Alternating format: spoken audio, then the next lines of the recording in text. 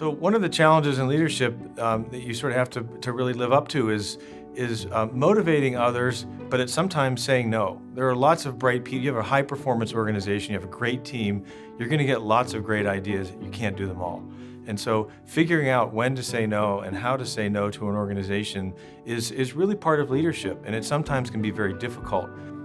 I would say some of my recent current challenges in leading focus on managing my own energy and being present for team members when they need me versus when I'm available.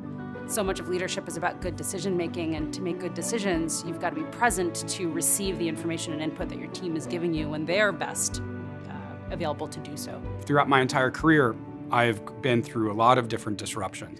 And what I found through this is, as a leader, I really want to build teams where individuals find opportunity and growth in disruption, as opposed to this fear or insecurity, uncertainty, or a sense of loss of job or loss of control.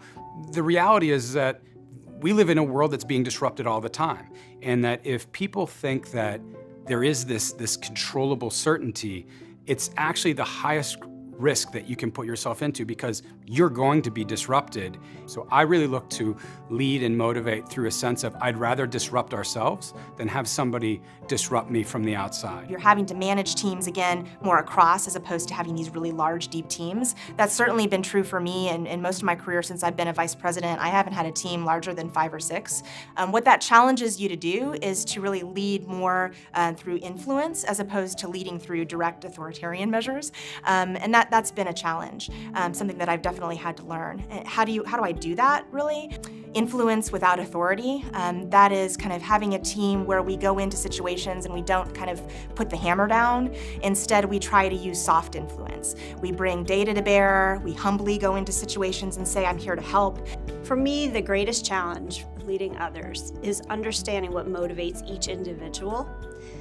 And being a really good leader means adapting your style to meet the needs of each of those individuals so that you can get the best out of them in the workplace and personally. When you otherwise have responsibilities for broader goals that require different parts of the organization to work with each other, you might be on committees and the like, where someone doesn't directly report to you, doesn't have to for all intents and purposes, but you need their help. That is the more challenging part. And how do you build a relationship with that person where there's reciprocity? You help them out, they help you out, you're valuable, and bring interesting new ideas to the table, and not rely on what your title is or this is your mandate, you have to work with me.